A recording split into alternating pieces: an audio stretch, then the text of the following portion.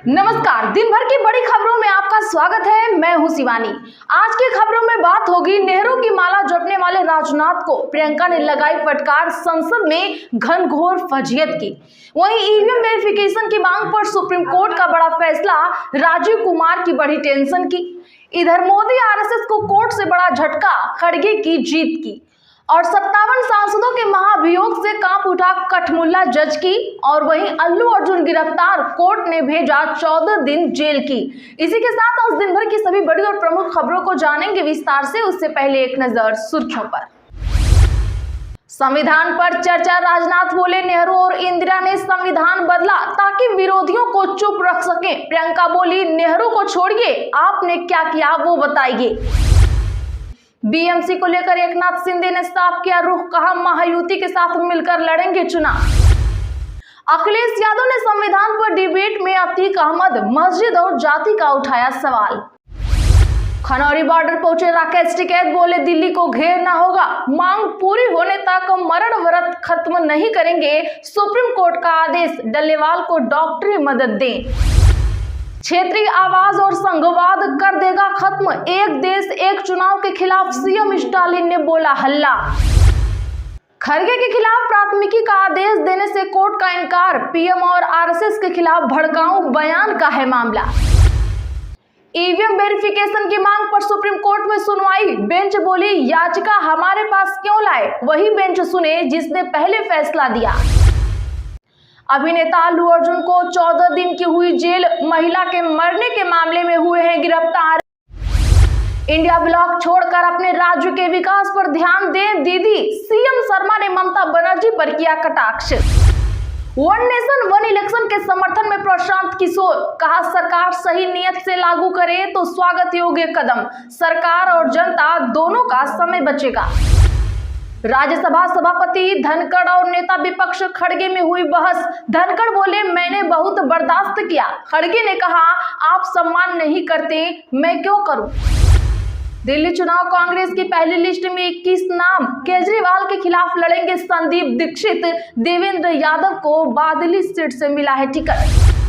अतुल सुभाष जैसे देश भर में लाखों मर्द हैं पीड़ित, अतुल सुभाष केस के बीच सुप्रीम कोर्ट में दाखिल हुई अर्जी, जानिए क्या उठी मांग। इलाहाबाद हाईकोर्ट जज के खिलाफ महाभियोग के लिए नोटिस, राज्यसभा में 55 सांसदों ने हस्ताक्षर किए, कहा था कठमुल्ले घातक। सुप्रीम कोर्ट से गोवा और कांग्रेस को बड़ा झटका, 8 विधायकों को अयोग्य घोषित करने की याचिका पर सुनवाई से साफ इनकार। अयोध्या फैसले पर जस्टिस नरीमन ने खड़े किए थे सवाल, अब पूर्व सीजेआई डीवाई चंद्रचूड़ ने दिया ये जवाब। जेएनयू में 10 साबरमती रिपोर्ट की स्क्रीनिंग के दौरान मचा बवाल, धक्का मुक्की और पथराव हुआ, एबीवीपी ने फिल्म की स्क्रीनिंग रखी थी। अखिलेश यादव ने तब क्या मुंह पर टेप लगा ली थी, लल्लन सिंह ने जाति जनगणना पर किया बड़ा दावा। ये नतीजे ना आते तो बदल देते संविधान, लोकसभा में गरजी प्रियंका गांधी, पीएम मोदी पर कसा तंज। संसद में संभल बवाल पर बोली प्रियंका गांधी, कहा मृतकों के परिवार से मैं मिली, 2 बच्चे थे, एक बच्चा मेरे बच्चे की उम्र का है। कैलाश गहलोत के खिलाफ केजरीवाल ने उतार दिया अपना नया लड़ाका, नजफगढ़ में रोचक होगी जंग। अमेरिकी शराब पर प्रतिबंध लगाने की तैयारी में कनाडा, बिजली का निर्यात भी रोक सकता है, ट्रंप ने 25% टैरिफ की दी थी धमकी। चलिए अब जानते हैं बड़ी और प्रमुख खबरों को विस्तार से। उससे पहले वीडियो को लाइक करें, साथ ही खबरों को आखिर तक जरूर देखें। पहले ही भाषण में प्रियंका गांधी ने राजनाथ को पिला दिया पानी, कह रहे थे संविधान को नेहरू और इंदिरा ने बदला। दरअसल बता दें कि आज संसद के शीतकालीन सत्र के 14वें दिन संविधान के 75 साल पूरे होने पर लोकसभा में चर्चा हुई। शुरुआत रक्षा मंत्री राजनाथ सिंह ने की। 1 घंटे 10 मिनट की स्पीच में राजनाथ ने कांग्रेस पर संविधान बदलने, चुनी हुई सरकारों को गिराने, संविधान से ऊपर अपना स्वार्थ पूरा करने, इमरजेंसी के जरिए संविधान को नुकसान पहुंचाने का आरोप लगाया। राजनाथ के बाद अब विपक्ष की ओर से प्रियंका गांधी ने 31 मिनट पर उनके हर एक बयान का तड़ाका जवाब दिया है। प्रियंका गांधी ने कहा कि रक्षा मंत्री संविधान निर्माताओं में नेहरू जी का नाम नहीं लेते हैं। जहां जरूरत होती है वहां जरूर लेते हैं। पहले क्या हुआ उसे अब बताने का क्या मतलब है? अभी सरकार आपकी है, आपने क्या किया जनता को ये बताइए। प्रियंका गांधी ने कहा कि प्रधानमंत्री संसद में संविधान की किताब को माथे से लगाते हैं। संभल, हाथरस, मणिपुर बवाल पर जब न्याय की बात उठती है तो उनके माथे पर सिकन तक नहीं आता। राजा भेष बदलते हैं लेकिन उनमें आलोचना सुनने की हिम्मत नहीं है। प्रियंका की यह लोकसभा में बतौर सांसद पहली स्पीच थी। क्षेत्रीय आवाज और संघवाद कर देगा खत्म, एक देश एक चुनाव के खिलाफ सीएम स्टालिन ने बोला हल्ला।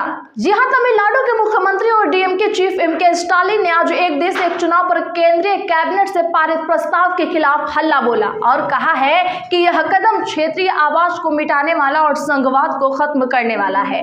मुख्यमंत्री स्टालिन ने इसके खिलाफ लोगों को आवाज उठाने की अपील की है। उन्होंने सोशल मीडिया प्लेटफॉर्म एक्स पर एक पोस्ट में लिखा, केंद्रीय मंत्रिमंडल ने संसद में कठोर एक राष्ट्र एक चुनाव विधेयक पेश करने को मंजूरी दे दी है। यह अव्यवहारिक और लोकतंत्र विरोधी है जो क्षेत्रीय आवाज को मिटा देगा और संघवाद को खत्म कर देगा और शासन को बाधित करेगा। उठो भारत, आइए हम अपनी पूरी ताकत से भारतीय लोकतंत्र पर इस हमले का विरोध करें। ईवीएम वेरिफिकेशन की मांग पर सुप्रीम कोर्ट में हुई सुनवाई। बेंच बोली, याचिका हमारे पास क्यों लाए? दरअसल सुप्रीम कोर्ट ने आज इलेक्ट्रॉनिक वोटिंग मशीन की जांच के लिए पॉलिसी बनाने की मांग वाली याचिका को इस मामले में फैसला देने वाली पुरानी बेंच के पास भेजा। सुप्रीम कोर्ट ने कहा कि यह याचिका हमारे पास क्यों लाए हो, इस पर पुरानी बेंच को सुनवाई करनी चाहिए। सुप्रीम कोर्ट की बेंच ने 26 अप्रैल को पुराने बैलेट पेपर से चुनाव कराने की मांग वाली याचिका खारिज की थी। कोर्ट ने अपने फैसले में ईवीएम में गड़बड़ी की बात को निराधार बताया और कहा था कि ईवीएम सेफ है, इससे बूथ कैप्चरिंग और फेक वोटिंग बंद हुई है। सुप्रीम कोर्ट ने चुनाव रिजल्ट में दूसरे और तीसरे नंबर पर रहने वाले प्रत्याशियों को हर विधानसभा की 5% ईवीएम के माइक्रो कंट्रोलर चिप्स की जांच की अनुमति दी है। जस्टिस विक्रमनाथ और जस्टिस पीवी वराले ने अपीलकर्ता हरियाणा के पूर्व मंत्री करण सिंह दलाल और 5 बार के विधायक लखन कुमार सिंगला के वकील गोपाल शंकर नारायण को यह आदेश दिया। उन्होंने कहा कि आर्टिकल 32 के तहत याचिका में जो मांग की गई उसके पिछली बेंच के 26 अप्रैल को दिए गए फैसले की जरूरत है। उन्होंने कहा कि आर्टिकल 32 के तहत याचिका में जो मांग की गई उसके लिए पिछली बेंच के 26 अप्रैल को दिए गए फैसले की जरूरत है। बता दें कि सुप्रीम कोर्ट का आदेश है कि चुनाव रिजल्ट आने के बाद हर विधानसभा की 5% ईवीएम की जांच उसे बनाने वाली कंपनी के इंजीनियर्स के द्वारा कराई जानी चाहिए। रिजल्ट को चुनौती देने वाली अलग अलग याचिकाएं पंजाब और हरियाणा हाईकोर्ट में पेंडिंग है। याचिकाकर्ताओं ने सुप्रीम कोर्ट से ईसी को 8 हफ्ते में जांच प्रक्रिया पूरी करने का निर्देश देने की मांग की है। अभिनेता अल्लू अर्जुन को 14 दिन की हुई जेल, महिला के मरने के मामले में हुए हैं गिरफ्तार। जी हां, तेलंगाना की राजधानी हैदराबाद में स्थित संध्या थिएटर के पुष्पा 2 द रूल की स्क्रीनिंग के दौरान एक महिला के मरने के मामले में गिरफ्तार लोकप्रिय तेलुगु अभिनेता अल्लू अर्जुन को 14 दिन के न्यायिक हिरासत में भेज दिया गया है। अगर अभिनेता को हाईकोर्ट से जमानत नहीं मिलती है तो उन्हें 14 दिन जेल में भी रहना पड़ेगा। हाईकोर्ट में आज सुनवाई हुई। लोअर कोर्ट यानी निचली अदालत ने अल्लू अर्जुन को 14 दिन की न्यायिक हिरासत में भेजा है। अर्जुन को उनकी हाल में रिलीज हुई उनकी फिल्म पुष्पा द रूल के प्रीमियम के दौरान एक महिला के मरने के मामले में हैदराबाद पुलिस ने गिरफ्तार कर लिया। अभिनेता को कड़ी सुरक्षा के बीच उनके घर से हिरासत में लिया गया और पुलिस वाहन में चिकड़पल्ली पुलिस थाने ले जाया गया। 4 दिसंबर की रात को बड़ी संख्या में प्रशंसक अभिनेता की एक झलक पाने के लिए संध्या थिएटर में उमड़ पड़े थे। उसी दौरान भगदड़ मचने से 35 वर्षीय महिला रेवती मरी थी।